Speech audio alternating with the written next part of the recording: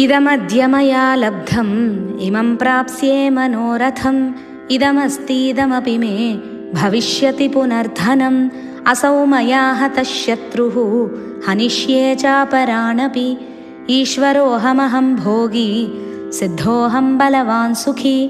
ఆసురీ సంపద ఎక్కువగా ఉన్నవాడిలో ధన సంపాదన గురించి గాని, ఆస్తులు కూడబెట్టడం గురించి గాని, పదవిని సంపాదించడానికి గాని, ఒక స్త్రీని లోబరుచుకొని అనుభవించే కోరిక గాని, ముందు ఏదో ఒక కోరిక మొలకెత్తుతుంది. దానికోసం నానా పాట్లు పడతాడు.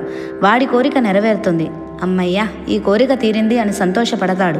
అటువంటి కోరికలే మరికొన్ని మొలకెత్తుతాయి. వాటిని తీర్చుకోవడానికి ప్రణాళికలు వేస్తుంటాడు. ఒక కోరిక తీరితే మరొకటి, అది తీరితే ఇంకొకటి, ఇలా పుట్టగొడుగుల్లాగా పుట్టే కోరికలను తీర్చుకోవడానికి వాడు నిరంతరం సతమతమవుతూనే ఉంటాడు. ఇలాంటి వాడికి తృప్తి అనేది ఉండదు. కొంత ధనం సంపాదిస్తాడు, దానితో తృప్తి చెందడు. ఇంకా ఇంకా కావాలంటాడు. ఎక్కువ ధనం సంపాదించడానికి అక్రమ మార్గాలు, అవినీతి మార్గాలు తొక్కుతాడు. అలాంటి వారికి శత్రువులు కూడా ఎక్కువే ఉంటారు. తన మాట వినని వారి మీద, తన దారికి అడ్డు వచ్చే వారి మీద శత్రుత్వం పెంచుకుంటాడు.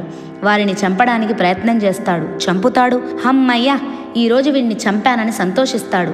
వీడే కాదు, ఇంకా నా శత్రువులందరినీ చంపాలని అనుకుంటాడు. అలా చంపుతూనే ఉంటాడు. చంపే కొద్దీ శత్రువులు పెరుగుతూనే ఉంటారు. వారిని చంపుతూనే ఉంటాడు. చివరికి వారి చేతిలోనే వీడు చంపబడతాడు. అలా అంతమవుతుంది వాడి జీవితం.